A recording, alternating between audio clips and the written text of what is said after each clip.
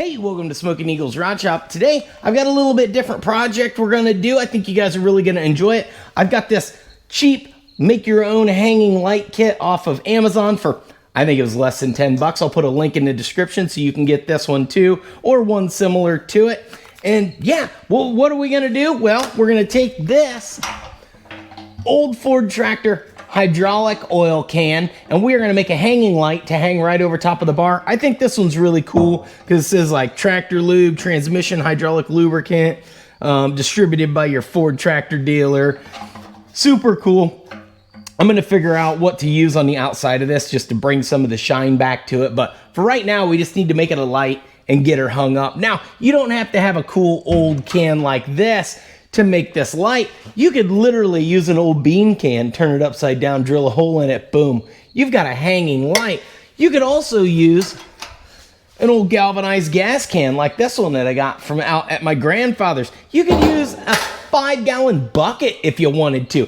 Let me know in the comments below what you guys think would be really, really cool to make a hanging light out of. And yeah, let's get right into this. So the first thing I need to do is cut the bottom out of this so the light can get out. This one's super thin.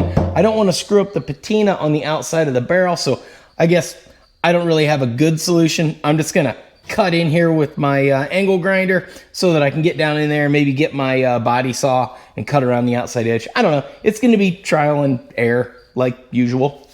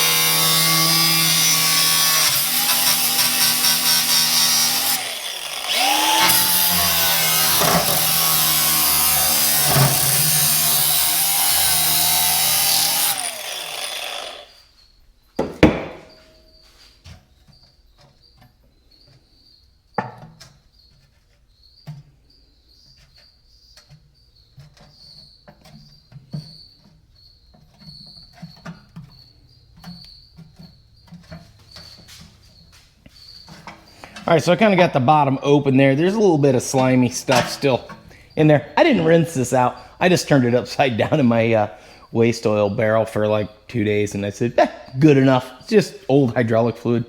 Probably won't kill me right away. Now, I'm gonna get my body saw.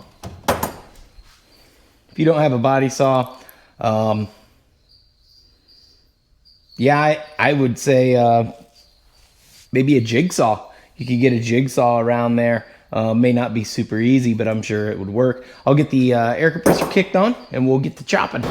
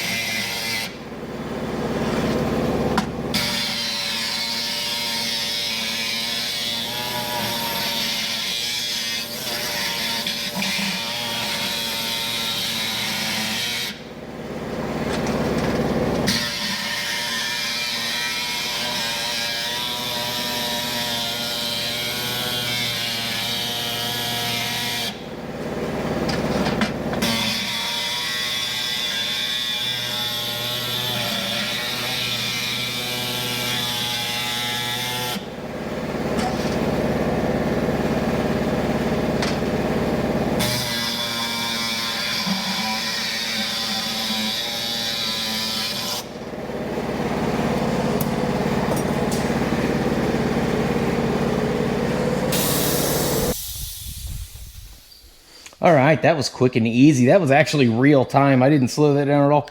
Look, it's like they put some kind of coating in the bottom of this to keep it from rotting out. It's like, I don't know, unless that's just hydraulic fluid that was trying to, I don't know.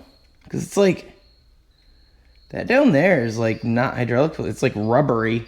I don't know, it's kind of weird. Look at that. Super cool. Anyway, toss that in there. Maybe it's just hydraulic fluid trying to Vaseline or turn into whatever that is that oil and gas turn into eventually. Varnish. Trying to varnish on me. That worked great. Look at that. That is like perfect all the way around there. I'm going to rinse out the inside of this in my parts washer. You could use like a little bit of kerosene or even maybe just like a little bit of gasoline. Just toss it in there with a rag and gloves and just wipe all that slime out of there and then go on with life.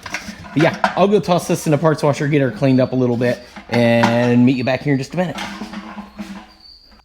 All right, so I got the bottom of that cleaned out pretty good. I went and found me LED floodlight from my house, like 8 watts, but it's going to direct all the light straight down, so it should work pretty good since the inside of this is not reflective and wasn't meant to be a light bulb. Now, when you put this in here, I put it in and it had a little bit of slop, so I just wrapped a little bit of electrical tape around the outside edge just to take up that gap. Fed my wire up through the bottom of my can, just like that.